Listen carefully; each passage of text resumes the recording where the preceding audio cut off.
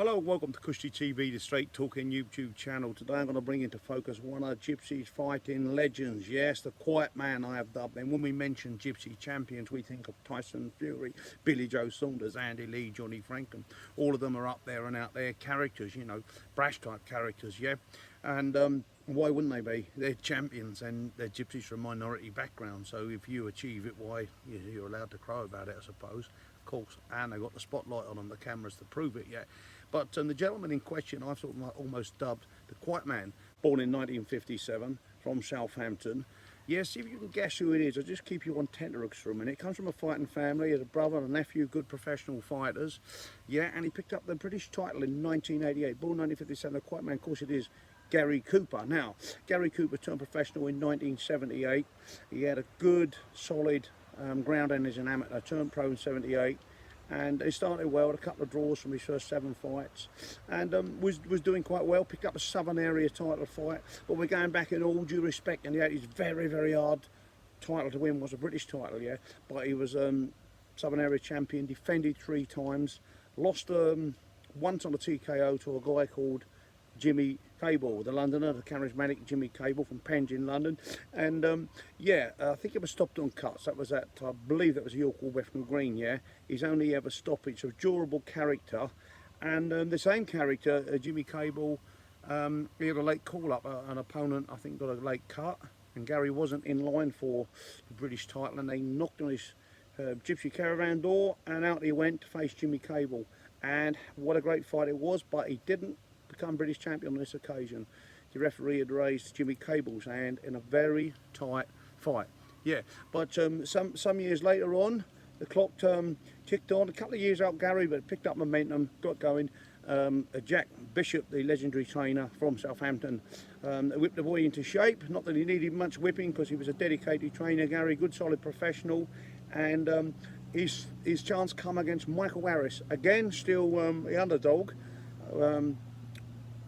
Was Cooper, yeah, very much the underdog against Michael Harris, but he boxed beautifully and pulled it off. The venue was Wembley, yeah, and a long, rangy fighter, Gary, very durable, long, rangy jab, and quite a straight right hand, good sort of textbook style fighter, very rounded, grounded fighter, but unusual. He could also whip good shots in quite close up, which is unusual for a rangy fighter. Very good chin, decent punch, and yeah, I've dubbed him the Quiet Man because he just literally won his title, lost it on a close point position to Gary Stretch, the male model who fought Chris Eubank. You remember Gary Stretch? And in fact, I actually, my only meeting with Gary, I saw him at Salisbury races, and I was about 17. I think Gary's about 31. He's about 14 years older than me, give or take. And born in 57, born in 71. And I was just a boy, and I went, "Hello, Gary, congratulations on your British title, and really well done and all that. You boxed brilliantly. And now you've got to face Gary Stretch." I said, he's a tough opponent, eh? And he went, "Well, we'll find out." And he was a tough opponent, and he lost his title. Gary lost his title to... It's a battle of the Garys. Gary Cooper lost his title to Gary Stretch, and again a very good competitive fight. The male model got his nose broke, not the rough tough Gypsy man, and by a close decision, but the hand was raised, and the rightful hand I think was raised to Gary Stretch, but a very competitive fight. A good. Jim, this is Cooper's bit of success replay, and that's the point where he stunned Stretch. Yeah, well, Stretch usually blazes back, but after taking that right hand, he's looking for the safety of a close-up clinch, and he's just looking to stop Cooper from working. There, the legs gave a little bit of a twist there, so he was. He lost his title, and he only had one more fight against Ensley Bingo Bingham. Ensley Bingo Bingham was British and world title challenger, so British champion, world title challenger. Very good fighter. Ensley Bingham, very hard hitter.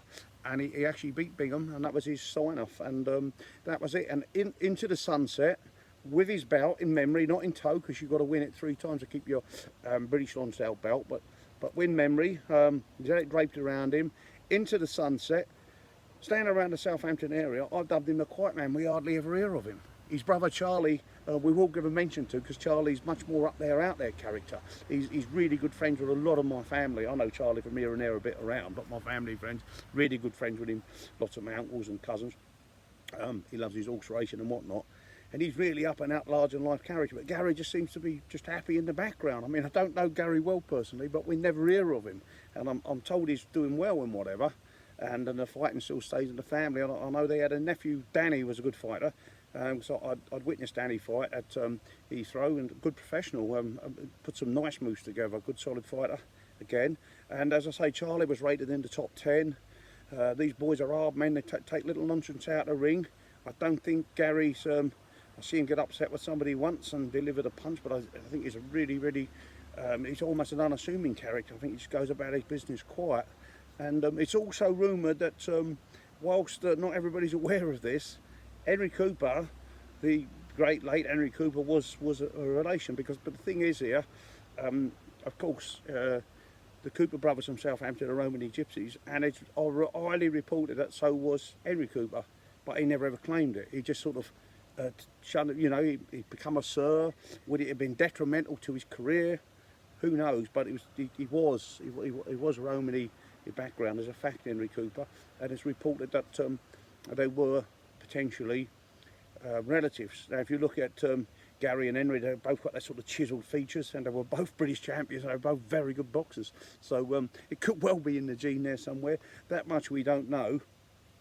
Yeah, but I just thought I'd bring back to light, as I say, we've mentioned these charismatic characters, but British champion, proper hard man, a nice man. And I just thought I'd raise his profile back up out there, because since 1988, it's been a while since he was champion. But I say, once you're a champion, you're always a champion. And hopefully the Cooper family are happy with this little tribute that I've given to you, Gary. And if you find your way to leave it in the comments, give us a little, thank you, or well, whatever you want to say. You don't have to say thank you to me, but give us a little nod up if you or your family read this stuff. Anyway, as a tribute, thanks for tuning in. And in the meantime,